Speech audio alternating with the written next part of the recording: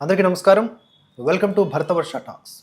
మనతో పాటు ఈరోజు ఉన్నటువంటి విశిష్ట అతిథి హిందూ ధర్మక్షేత్రం వ్యవస్థాపకులు, ప్రముఖ ఋగ్వేద పండితులు శ్రీ సంతోష్ కుమార్ ఘనపాటి గారు. వారితో మాట్లాడి కొన్ని సంశయాలని తీర్చుకుందాం, అలాగే లేటెస్ట్ అంశాల మీద కొంత అవగాహనను కూడా తెచ్చుకునే ప్రయత్నం చేద్దాం. నమస్కారం స్వామి. నమస్కారం అండి. ఫస్ట్ ఆఫ్ ఆల్ ధన్యవాదాలు మరోసారి మాకు మీ సమయాన్ని ఇచ్చి అనుగ్రహించినందుకు. కొన్ని ప్రశ్నలు ఉన్నాయి. మొదటి ప్రశ్న, కార్తీక మాసం. ఈ కార్తీక మాసంలో ఒక హడావిడి ఉంటుంది. ఈ నియమాలు పాటించాలి, ఆ నియమాలు పాటించాలని చూస్తే చాలా ఉంటాయి, కానీ అందులో ఏవి పాటించాలో తెలియక ఏది పాటించరు నాలాంటి వాళ్ళు. కానీ తప్పనిసరిగా కార్తీక మాసంలో ఇవి పాటించాలి అంటే ఏమని చెప్తారు? ముఖ్యంగానండి, రూపాయి ఖర్చు లేకుండా కార్తీక మాసంలో అందరూ చేయగలిగేది మొట్టమొదట కార్తీక స్నానం, కార్తీక పుణ్య స్నానం అంటారు. అంటే నదీ స్నానం విశేషంగా చెప్పారు. కార్తీక మాసంలో ఎక్కడైనా ఒక చిన్న తొట్టె లాంటిది ఉండి ఆ తొట్టెలో కొంత నీరు ఉందనుకోండి, ఆ నీటిలో కూడా గంగాదేవి ఉంటుంది, ఆ నీటిలో కూడా మహావిష్ణువు నివసిస్తాడు అని చెప్పేసి పురాణాలు చెబుతున్నాయి. అంటే కార్తీక మాసంలో నీటి యందు మహావిష్ణువు నివసిస్తాడు. మొత్తం ప్రపంచంలో ఉన్నటువంటి నీరంతా కూడా కార్తీక మాసంలో గంగాజలంతో సమానము. గంగాజలంతో ఎందుకు సమానమైంది? మహావిష్ణువు నివసిస్తాడు కాబట్టి. గంగాదేవిని, గంగా నదిని విష్ణు పాదోద్భవి అని పిలుస్తాం మనం. గంగాదేవికి అంత పవిత్రత రావడానికి కారణం విష్ణు మూర్తి యొక్క పాదముల నుండి ఉద్భవించింది కాబట్టి. ఆ విధంగా మనం చూసుకుంటే కనుక కార్తీక మాసంలో నీరు గంగతో సమానము, మహావిష్ణువు నివసిస్తాడు కాబట్టి అని చెప్పేసి. అందువల్ల కార్తీక మాసంలో రూపాయి ఖర్చు లేకుండా ప్రతి ఒక్కరూ చేయదగినది నదీ స్నానము, లేకపోతే చెరువు స్నానము, బావి స్నానము, లేకపోతే కోనేరులు ఉంటాయి, కోనేరు స్నానము, కొన్ని జలపాతాలు ఉంటాయి, జలపాతంలో స్నానము, పుష్కరిణి స్నానము, ఇంకా ఏ విధమైనటువంటి నీటి ఏర్పాటు దొరికితే ఆ నీటిలో స్నానం చేయడమే. ఇలా చెప్తున్న ప్రాసెస్లో జనాలు ఏం చేస్తారంటే గుడ్డిగా దాన్ని నమ్మి, ఉదాహరణకు ఇప్పుడు మీరు చెప్పిందే తీసుకుంటే, ఇప్పుడు గోదావరి అన్నాం అనుకోండి, ఫలానా తిథి రోజు అన్నాం అనుకోండి, ఆ రోజే వెళ్ళాలన్నారు కాబట్టి ఇంకా జనమంతా అక్కడికి తండోపతండాలుగా వెళ్ళి జరగకూడనివి జరగటము, ఇలాంటి కారణాలు అవుతున్నాయి. అంటే ఎలాంటి జాగ్రత్తలు తీసుకోవాలి? ఇది చేయకపోతే ఇంకా మరి జీవితంలో అన్నీ కోల్పోయినట్లేనా అనే భావన కూడా కొంతమంది నూరిపోస్తున్నారు. చిన్న అవగాహన. సహజంగా నేను ఇచ్చే సలహా ఏంటంటేనండి, అన్నిటికంటే కూడా ముఖ్యమైన అంశం ఏమిటంటే మీ ప్రాణాలు మీరు కాపాడుకోవడం. అసలు శరీరం అనేది ఉంటేనే మనం పుణ్యాన్ని సంపాదిస్తాం, అసలు శరీరం అనేది ఉంటేనే పాపాలను పోగొట్టుకుంటాం. కావున సర్వ ప్రయత్నాలతోనూ కూడా శరీరాన్ని రక్షించుకోమన్నారు. అందువల్ల తొక్కిసలాటలు జరిగేటటువంటి సందర్భాలు, ఎక్కువ జనం వచ్చేస్తారు అని అంటే వెళ్ళక్కర్లేదు. ఆ రోజు మీరు స్నానం చేయకపోయినా వచ్చినటువంటి నష్టం ఏం లేదు. శరీరం అనేది నిలిచి ఉంటే రేపు చేస్తారు స్నానం. కావున కొంచెం చూసుకోండి, జనం ఉన్న చోటకే వెళ్ళిపోవాలి ఎక్కువగా. బాగా దేని గురించి ప్రచారం ఎక్కువ జరిగితే అక్కడే పుణ్యం ఉందనుకోవడం ఇది సరి అయినది కాదండి. అయితే ఈరోజు పలాస కాశీబొగ్గలో శ్రీకాకుళం జిల్లా వెంకటేశ్వర స్వామి టెంపుల్ ఒకటి ఉంది. 3000 జనాభాను మాత్రమే తట్టుకోగలిగే ప్రాంతం అది, ఆలయం. ఒకసారిగా 25,000 మంది వచ్చారు. తొక్కిసలాట జరిగి దాదాపుగా 10 మందికి పైగా చనిపోయారు. ఎక్కువ మంది మహిళలే. ఇలాంటివి చూస్తున్నప్పుడే అనిపిస్తుంటుంది స్వామి, మంచి చెప్పాలి, చెప్తూ ఉంటాము, చెప్పే ప్రాసెస్లో అది చెడుకు దారి తీస్తున్నప్పుడు ఏం చేయాలో తెలియదు, ఎవరిననాలో తెలియదు. దీని పట్ల కొంత అవగాహన అనేది ఉండాలి. అందరూ ఒకే టెంపుల్కి ఎందుకు వెళ్ళాలి? టెంపుల్కి వెళ్ళాలి, ఏదో ఒక ఆలయానికి వెళ్ళొచ్చు కదా. కేవలం ఫలానా దేవుడు ఆలయానికే వెళ్ళాలి, ఇలాంటివి నూరిపోయడం కరెక్ట్ అంటారా? కార్తీక మాసంలో నుండి శివకేశవులు ఇద్దరికీ కూడా సమాన ప్రాధాన్యత ఉంటుంది. శివుడికి మహావిష్ణువుకి ఇద్దరికి. సోమవారాలు శివుడు, ఏకాదశులేమో మహావిష్ణువు, క్షీరాబ్ధ ద్వాదశి మహావిష్ణువు, వైకుంఠ చతుర్దశి శివకేశవులు ఇద్దరికీ కూడా ఆ రోజు కేటాయించబడింది. ఈ విధంగా మనం చూస్తే కనుక కార్తీక మాసంలో ఇద్దరినీ పూజించవచ్చు, ఇద్దరినీ పూజించాలి. ఇద్దరిలో మీకు ఎవరు ఇష్టమైతే వాళ్ళని పూజించుకోండి. ఇలాంటి సందర్భంలో ఈ రోజున ఏకాదశి శనివారం కావడం వల్ల ఒక చోట కాశీబుగ్గలో వెంకటేశ్వర స్వామి ఆలయం ఉంది, దర్శించండి అని ప్రచారం బాగా జరిగినట్టుంది. లేకపోతే 25,000 మంది ఎందుకు వస్తారు? అదే కదా స్వామి. అయితే దౌర్భాగ్యం ఏంటంటేనండి, మీ వీధిలో మీ వీధి చివర ఉన్నటువంటి ఆలయానికి ఒక్కడంటే ఒక్కడు పోడు, ఒకడు వెళ్ళ అసలు. అదేమో ఖాళీగా ఉంటుంది, ధూపదీపాలకు కూడా ఖర్చులకు 4 రూపాయలు ఇవ్వరు. అక్కడ అదే మహావిష్ణువు విగ్రహం, అదే శివలింగం ఉంటుంది, కానీ ఎవడో పట్టించుకోడు. ఇన్స్టాగ్రాముల్లోనూ, ఫేస్బుక్లోనూ, యూట్యూబ్లోనూ బాగా ప్రచారం జరిగినటువంటి ఒక ఆలయం అక్కడెక్కడో ఉంటుంది. అక్కడికి మాత్రం అందరూ తండోపతండాలుగా పని కట్టుకుని వెళ్తారు. అర్థమైందండి? అందువల్ల అలా చేయకండి. కార్తీక మాసంలో ఏకాదశి శనివారం మహావిష్ణువుని దర్శించాలి, తప్పు లేదు. మీ వీధి చివర ఉన్నటువంటి వేణుగోపాల స్వామి ఆలయంకి వెళ్ళి దర్శించండి. లేకపోతే చక్కగా అసలు రావి చెట్టును దర్శించండి. ఆలయానికి వెళ్ళమని ఎవడు చెప్పాడు? మీ వీధి చివర ఎక్కడో రావి చెట్టు పెద్దది ఉంటుంది కదా, చక్కగాను 4 రోడ్ల మధ్యలో ఉంటుంది, రావి చెట్టు ఉంటుంది. రావి చెట్టులో సాక్షాత్తు మహావిష్ణువు ఉంటాడు, వెళ్ళి దర్శించవచ్చు కదా. రావి చెట్టు, గోవు, తల్లిదండ్రులు, చదువు చెప్పినటువంటి గురువు, వీళ్ళందరి యందు కూడా మనకు సాక్షాత్తుగా భగవంతుడు ఉంటాడు అని చెప్పేసి శాస్త్రాలు చెబుతూ ఉంటాయి. కార్తీక పురాణం నేను చెబుతూ ఉన్నాను. 3వ రోజు కథలో మీరు చూస్తే తల్లిదండ్రుల్ని సరిగ్గా చూడకపోవడం వల్ల ఒకడు బ్రహ్మరాక్షసుడు అవుతాడు మరణించిన తర్వాత. కావున కార్తీక మాసంలో తల్లిదండ్రుల్ని చక్కగా పూజించడం కూడా ఒక వ్రతమే. స్పష్టంగా ఉంది, మాతాపితరుల్ని ద్వేషించడం వల్ల, మాతాపితరులకి చెద్దన్నం పెట్టడం వల్ల వాడు బ్రహ్మరాక్షసుడు అయిపోతాడు. అది మనకు 3వ రోజు కథలో వస్తుంది. అందువల్ల తల్లిదండ్రుల యందు మహావిష్ణువు ఉన్నాడు, పరమేశ్వరుడు ఉన్నాడు. అదేవిధంగా గోవు యందు ఉన్నాడు, చెట్టు రావి చెట్టు నందున్నాడు, మర్రి చెట్టులోనేమో పరమశివుడు ఉన్నాడు.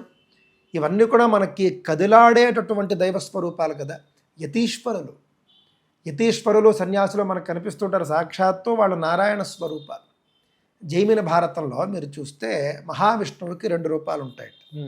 ఒక రూపం గర్భాలయంలో ఉండేటటువంటి స్థిరమూర్తి. 2వ రూపం ఏం చెబుతున్నారంటే నడయాడేటటువంటి యతీశ్వరుల రూపంలో మహావిష్ణువు ఉంటాడు, చెప్పుకున్నాడు ఆయన ఆ మాట. కావున యతీశ్వరుల్ని దర్శించండి. దూరం నుండి దర్శిస్తే చాలు, వాళ్ళు మనల్ని చూడక్కర్లేదు, మనం వాళ్ళని చూస్తే చాలు, అంతే.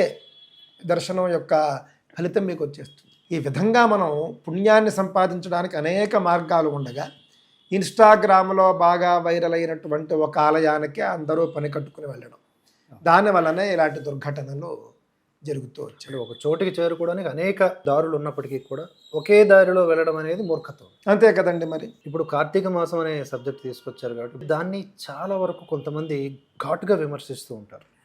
అవి కట్టుకథలతో కూడుకున్నవి, వాటి ద్వారా సనాతన ధర్మానికి ఎటువంటి ప్రయోజనము లేదు, పైగా మూఢనమ్మకాలను వ్యాప్తి చేసేటటువంటి అంశాలు కలిగి ఉన్నది, కథలు కలిగి ఉన్నది అంటారు. ఏ మాత్రం లాజిక్స్ లేవని.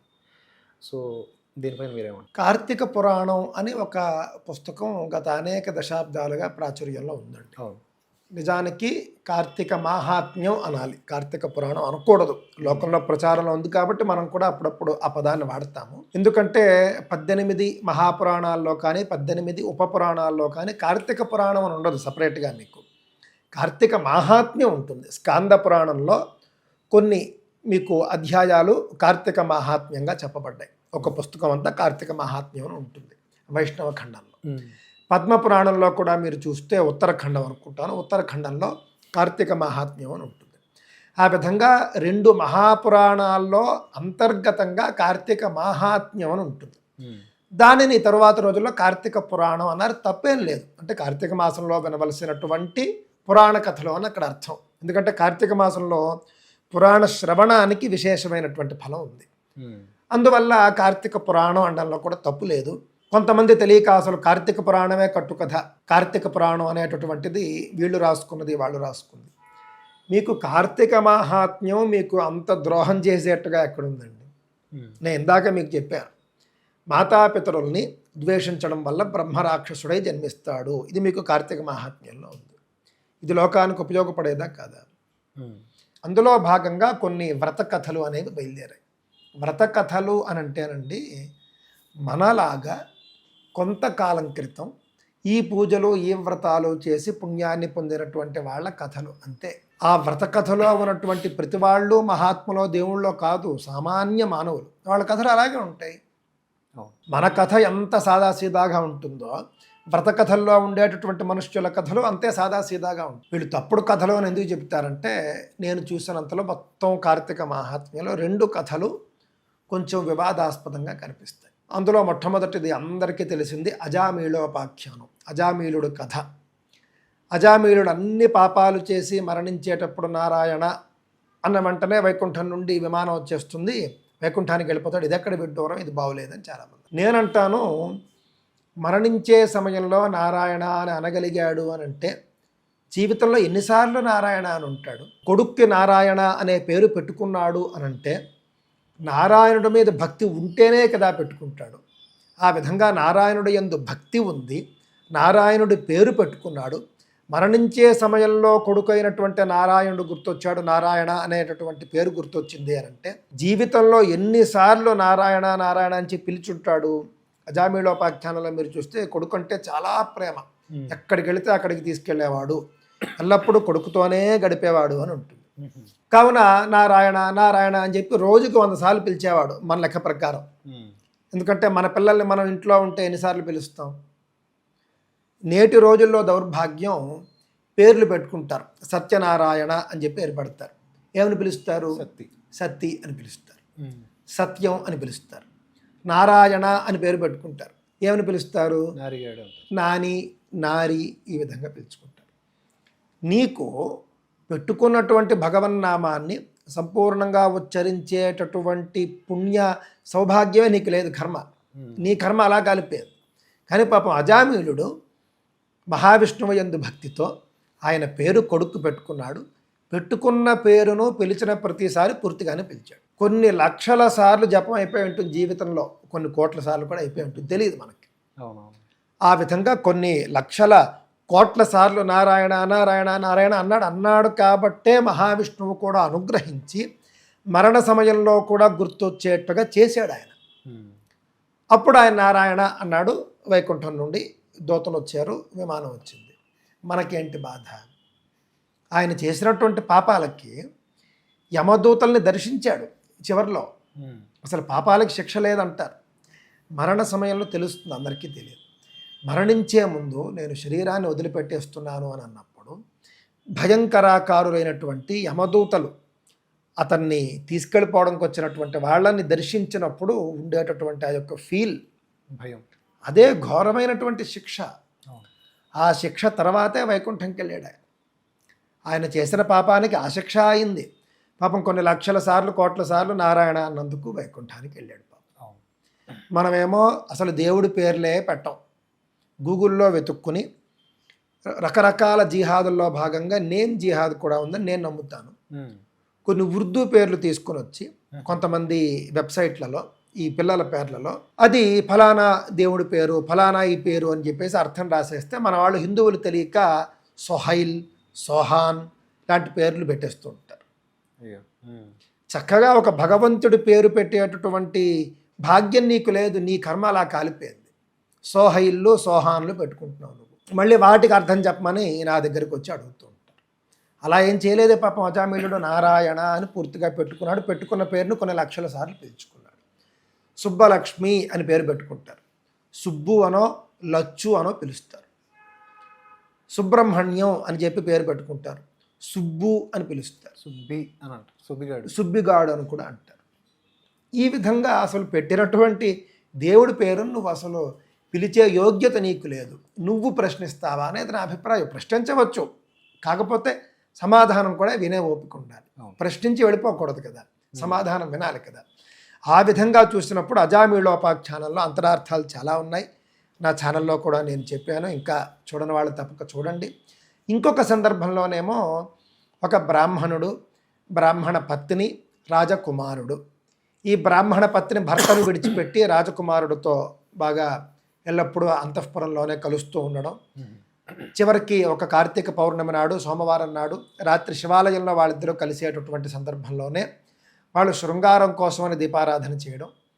ఇంకా భార్య ఆగడాలు భరించలేక ఈ యొక్క భర్త వచ్చి భార్యను రాజకుమారుణ్ణి చంపేయడం. ఆ సందర్భంలో పొరపాటునైనా సరే, ఏ కారణంతోనైనా సరే కార్తీక సోమవారం నాడు పౌర్ణమి నాడు శివాలయంలో దీపారాధన చేశారు కాబట్టి శివదూతలు వచ్చేసి కైలాసానికి తీసుకెళ్ళిపోయారు అనేది చాలామందికి బాధ. నేనేమంటానంటే మన దేశంలో ప్రపంచవ్యాప్తంగా చూడండి, మీరు ఏ తప్పు చేసినా సరే అత్యధిక గరిష్ట శిక్ష అంటే ఏం చెప్తారు మీరు? మరణశిక్ష. ఇప్పుడు వాళ్ళు తప్పులు చేశారు, చాలా తప్పులు చేశారు. ఆ యొక్క బ్రాహ్మణ భార్య, రాజకుమారుడు. భర్త కళ్ళు గప్పి ఈవిడ రాజకుమారుడితో తిరిగింది, అన్ని చెత్త పనులు చేసింది. చివరికి ఏమయ్యారు వాళ్ళిద్దరూ? ఈ బ్రాహ్మణుడి చేతిలో కత్తితో నరికివేయబడ్డారా లేదా? అంటే అతి ఘోరమైనటువంటి మరణశిక్ష వాళ్ళిద్దరికీ విధించబడింది అప్పటికే. ఏమండి, ఆ విధమైన ఘోరమైన మరణశిక్ష. ఉరి తీయడం కూడా సులువు. ఇంకా ఉరి తీశారనుకోండి ఒక క్షణంలో పోతుంది. ఘోరమైన మరణశిక్ష పాపం కత్తితో తలో లేకపోతే మొండెమో ఎక్కడో చోట పేకో కోసేస్తే రక్తం పోయేంత వరకు ఇంకా జీవం అలా ఉండి ఘోరమైనటువంటి నరక యాతనతో మరణిస్తారు. ఆ విధంగా వాళ్ళిద్దరూ శివాలయంలో మరణశిక్ష విధింపబడి కత్తి వేటుతో నరకయాతన అనుభవిస్తూ మరణించారు. వాళ్ళు చేసినటువంటి పాపాలకి వాళ్ళ శిక్ష అనుభవించారా లేదా? ఆ తర్వాత వాళ్ళు పెట్టినటువంటి కార్తీక దీపాలకు వాళ్ళకు పుణ్యం వచ్చిందో విమానం వచ్చిందో నీకెందుకు? ఈ బ్రాహ్మణుడి పరిస్థితి ఏమిటి? సరే పోనీ, ఈ బ్రాహ్మణుడు సదాచార సంపన్నుడు అని మీరు అంటున్నారు, ఈ బ్రాహ్మణుడు చాలా మంచివాడు అన్నారు, మరి ఈ బ్రాహ్మణ్ణి యమదూతలు వచ్చి నరకానికి తీసుకెళ్ళిపోవడం ఏమిటి అని చెప్పేసి కొంతమంది అందరూ అంటూ ఉంటుంది. ఏమంటే వాళ్ళు కైలాసానికి వెళ్ళిపోతారు, చంపిన ఈ బ్రాహ్మణేమో నరకానికి బయలుదేరుతాడు, యమదూతలు వస్తారు. ఇదేమిటయ్యా చాలా విడ్డూరంగా ఉంది, పాపాత్ములనేమో కైలాసానికి తీసుకెళ్తున్నారు, నేను పుణ్యాత్ముణ్ణి, నన్నేమో యమలోకానికి తీసుకెళ్తున్నారని చెప్పేసి అడుగుతాడు బ్రాహ్మణ ఆయన. అక్కడ కూడా మనం ఆలోచించాల్సింది ఏమిటంటే, పరిశీలించి చూస్తే నాకు అనిపించింది, ఈ బ్రాహ్మణుడు ఏం చేశాడంటే చట్టాన్ని చేతుల్లోకి తీసుకుని భార్యను రాజకుమారుణ్ణి కూడా కత్తివేటుతో పూర్తిగా చంపేశాడు, హత్య చేశాడు. ఆ హత్య కూడా ఎక్కడ చేశాడు? శివాలయంలో చేశాడు. అంటే శివాలయాన్ని అపవిత్రం చేశాడా లేదా? వాళ్ళు అపవిత్రం చేశారు, కానీ వాళ్ళు శిక్ష అనుభవించారు. ఇతను అపవిత్రం చేశాడు కదా. అంటే చంపడం వల్ల వాళ్ళ యొక్క మృతదేహాలు అక్కడ పడడం, రక్తం చిందించడం, దీనివల్ల మొత్తం శివాలయాన్ని ఈయన అపవిత్రం చేశాడు. కార్తీక పౌర్ణమి నాడు, కార్తీక సోమవారం నాడు. అదేవిధంగా చట్టాన్ని చేతుల్లోకి తీసుకున్నాడు. ఎవరైనా తప్పు చేస్తే నువ్వు రాజ్యసభకి వెళ్ళాలి, అంటే పూర్వకాలంలో కూడా రాజు వద్దకు వెళ్ళాలి, వెళ్ళి ఇది తప్పు, నా భార్య ఈ తప్పు చేసిందయ్యా, నీ కుమారుడు ఈ తప్పు చేశాడయ్యా అని చెప్పి అక్కడ చెప్పుకోవాలి.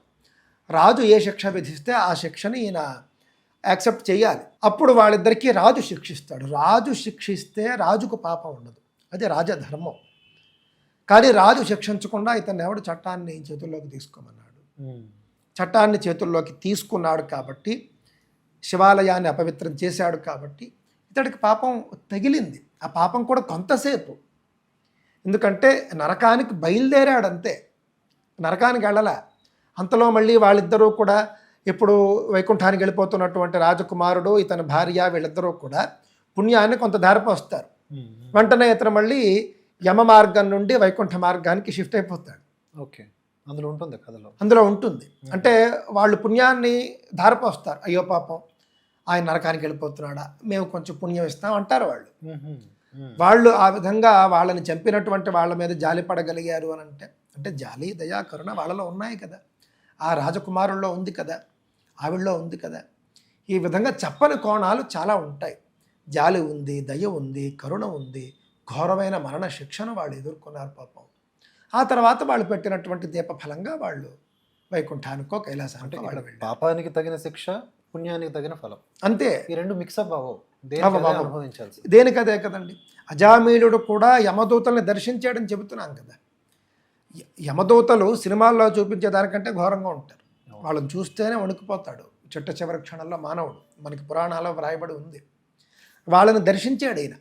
అంత నారాయణ స్మరణ చేసిన వాడు కూడా వాళ్ళని దర్శించాక వైకుంఠంకి వెళ్ళాడు. మొత్తం శిక్షకి శిక్ష. మీరు 2వ అధ్యాయంలో చూడండి, కార్తీక సోమవారం వ్రత మహాత్మ్యం ఉంటుంది. స్వతంత్ర నిష్ఠుర అని ఒక ఆవిడ ఉంటుంది, ఆవిడ పేరది. ఈ నిష్ఠుర అనేక పాపాలు చేస్తూ ఉంటుంది, తీవ్రమైనటువంటి దుష్ప్రవర్తన కలిగి ఉంటుంది. భర్తను కూడా బండరాయితో మోది చంపేస్తుంది, ఆవిడ యొక్క వ్యభిచారానికి అడ్డుగా ఉన్నాడని చెప్పి. నౌడేస్ జరుగుతుంది అది కదా. ఈ రోజుల్లో మనం చూస్తూనే ఉన్నాం. అంటే ఇప్పుడు రాళ్ళు కాకుండా రకరకాల మార్గాలను ఫ్రిడ్జ్లు ఎంచుకుంటూ ఉన్నారు. చాలా మార్గాలు, డ్రమ్ములు, లోయలు మొదలైనటువంటి మార్గాలను ఎంచుకుంటూ ఉన్నారు కదా. ఆ విధంగా భర్తను చంపేస్తుంది అర్ధరాత్రి, అడ్డుగా ఉన్నాడని చెప్పేసి. ఆవిడ యొక్క తిరుగుళ్ళకి అడ్డుగా ఉన్నాడని చెప్పి భర్తను చంపేస్తుంది. ఆ తర్వాత నరకంలో ఘోరమైన శిక్షలు అనుభవిస్తుంది. మొత్తం అందులో వర్ణన ఉంటుంది, నేను చెప్పాను 2వ రోజు వ్రత కథలో చెప్పాను. ఏ ఏ నరకాల్లో ఆవిడ శిక్షలు అనుభవించింది కూడా స్పష్టంగా రాయబడి ఉంటుంది.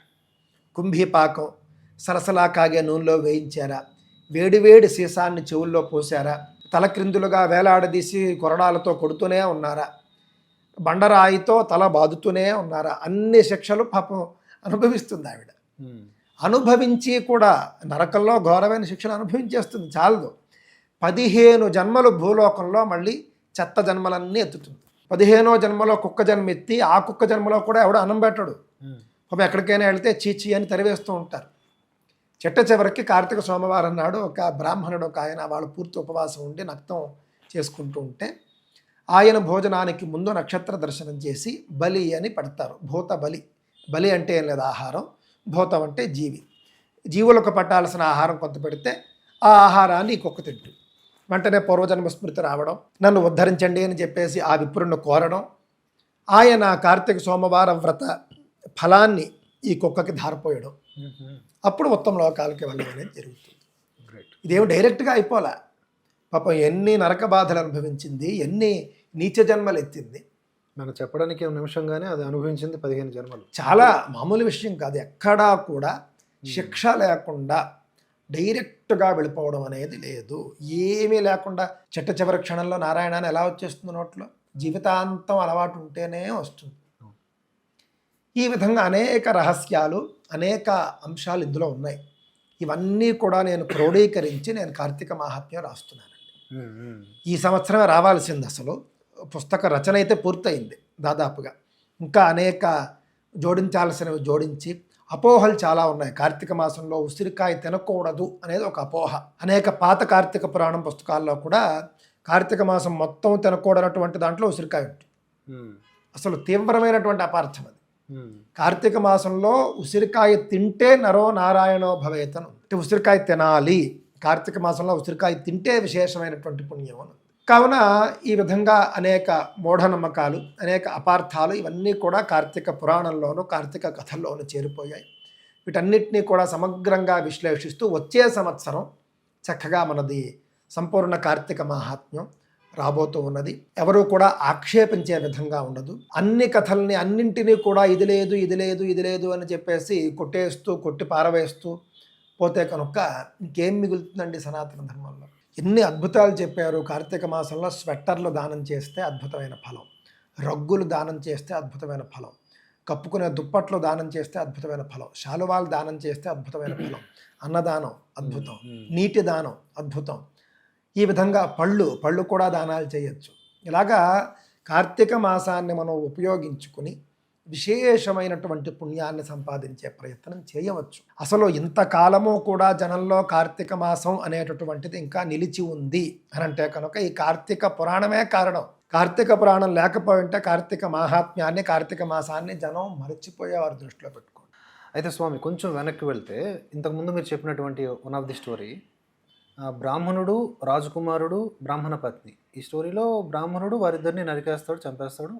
రాజకుమారుడు కూడా ఈ బ్రాహ్మణుడిని నరికేస్తాడు ఆ గొడవలో, ఇతరు చచ్చిపోతాడు. అవునండి. అలాగే బ్రాహ్మణుడు అంటున్నారు కాబట్టి అతను కూడా తన జీవితంలో ఎన్నో దీపాలు పెట్టుంటాడుగా, ఎన్నో పూజలు చేస్తుంటాడుగా. సో వాళ్ళిద్దరికే కైలాసం నుంచి పిలుపు వచ్చి ఇతగాడికి మాత్రమే ఎందుకు రాలేదు అనేది నాకు అర్థం కావట్లేదు. మీరు మంచి ప్రశ్న వేశారండి. చాలా అద్భుతమైనటువంటిది. జనంలో కూడా చాలామందిలో ఉంటుంది. ఇక్కడ బ్రాహ్మణుడు మొట్టమొదటగా దాడి చేశాడు. మొట్టమొదట కత్తితో నరికింది బ్రాహ్మణుడు. రాజకుమారుడు ఆత్మరక్షణలో భాగంగా ప్రతిదాడి చేశాడు. అంటే రాజకుమారుడికి బ్రాహ్మణుని చంపే ఉద్దేశం లేదు, కానీ ఆత్మరక్షణలో భాగంగానే చేశాడు. అందులో ఆయన చనిపోయాడు. ఆ యొక్క బ్రాహ్మణుడు చనిపోయాడు. ఈ అంశాన్ని మనం గుర్తుంచుకోవాలి. ఉద్దేశపూర్వకంగా చంపితే వేరు, ఆత్మరక్షణలో భాగంగా చంపాడు కాబట్టి రాజకుమారుడికి చంపినటువంటి పాపం రాలేదు అని నేను అనుకుంటూ ఉన్నాను. ఈ బ్రాహ్మణుడు దీపారాధనలు చేశాడు కదా అంటే తప్పకుండా అతను కూడా దీపారాధన చేసి ఉంటాడు. కానీ దానికంటే కూడా ఎక్కువ పాపం అనేది ఇందులోనే కనిపిస్తుంది. కేసులు రాజు వద్దకు తీసుకెళ్లకుండా సొంతంగా ఇద్దరిని కలిపి ఒక రకమైనటువంటి క్రోధంతోనూ కోపావేశంతోనూ నరికి చంపేశాడు. అంటే ఒక ఆవేశంలో చేసినటువంటిది ఆ యొక్క పని. అందువల్ల చట్టాన్ని చేతుల్లోకి తీసుకున్నాడని చెప్పి నేను ఇందాక చెప్పడం జరిగింది. రెండవదేమో రాజకుమారుడేమో ఆత్మరక్షణలో భాగంగానే చంపాడు తప్ప అతను దోషం అనుకున్నట్లుగా అక్కడ మనకు కనిపించటం లేదు. ఈయన శివాలయాన్ని ఇందాక మనం అపవిత్రం చేశాడు. అంటే కార్తీక దీపం అనేటటువంటిది కార్తీక పౌర్ణమి, కార్తీక సోమవారం నాడు ఇతను దీపం పెట్టినట్టుగా మనకు అందులో లేదు. ఇతర సందర్భాల్లో దీపాలు పెడితే పెట్టి ఉండవచ్చు, అతనిలో కూడా పుణ్యం ఉండి ఉండవచ్చు. కానీ అతను చేసినటువంటి ఈ యొక్క చిన్న చిన్న పొరపాట్లు, పెద్ద పొరపాట్లు కూడా కావచ్చు. దానివల్ల అతను కూడా నరకానికి వెళ్ళిపోలేదు, దృష్టిలో పెట్టుకోండి మీరు. అతను నరకానికి వెళ్ళిపోయి అంధకూపంలో తోసేసి శిక్షించుంటే మీరు మాట్లాడాలి. ఇతను కూడా అజామీళుడు యమభటుల్ని దర్శించినట్టు ఇతను నరకానికి వెళ్ళబోతున్నాడని ఒక జర్కిచ్చారు అంతే, ఆల్మోస్ట్ అంతే. కానీ ఇతను కూడా కైలాసంకి వెళ్ళిపోయాడు. కావున ఇతని యందు పుణ్యం ఉంది కాబట్టే అలా జరిగింది. ఇతని యందు పుణ్యం ఉంది కాబట్టే వాళ్ళు పుణ్యం ధారపోయాలనే తలంపు వాళ్ళకి వచ్చింది. ధారపోసర పుణ్యం ఈయనకి వర్కౌట్ అయింది, ఈయన కూడా కైలాసానికి. ఇక్కడ చివరగా మనం చూసినప్పుడు ఏమిటంటే మొత్తం కార్తీక మహాత్మ్యంలో ఈ యొక్క నదీ స్నానము, దీపారాధన, దానము, అన్నదానము, ఉపవాసము, శివలింగార్చన ఇవన్నీ కూడా ఎంత అద్భుతమైన ఫలాన్ని ఇస్తాయని చెప్పడమే ఉద్దేశం. ముఖ్యంగా సారాంశాన్ని తీసుకోండి. కథలు అనేవి ఏంటంటే జరిగినటువంటివే. నా జీవితంలో కూడా నేను ఏదో ఒక వ్రతం పూజ చేసి మంచి సత్ఫలితాన్ని పొంది ఉంటాను. అది 10 మందికి చెబితే అది ఒక అనుభవం కాబట్టి ఎక్కువగా జనంలోకి ఎక్కుతుంది. అందువల్ల వ్రత కథలు, మహాత్మ్యాలు అనేవి మనకి బయలుదేరాయి. ఇది అన్ని చోట్ల ఉన్న ఇంకా బోల్డ్ కథలు ఉంటాయి, కానీ నిక్షిప్తం చేసినవి, రచించినవి ఇంతవరకు. మీ అమూల్యమైనటువంటి అవగాహన మాటల్ని మాకు అందించినందుకు అనేక ధన్యవాదాలు, అనేక నమస్కారాలు. మరొకసారి మళ్ళీ మీ నుంచి మాకు సమయం దొరుకుతుంది. మరికొన్ని అంశాల గురించి మాట్లాడి మన భరతవర్ష వీక్షకులకు సందేహ నివృత్తి కలుగుతుంది అని నేను భావిస్తూ ఉన్నాను. తప్పకుండా. మరోసారి అనేక నమస్కారాలు. నారాయణ స్వస్తి. మరొక టాక్ షోతో మళ్ళీ కలుసుకుందాం. జై హింద్, జై భారత్.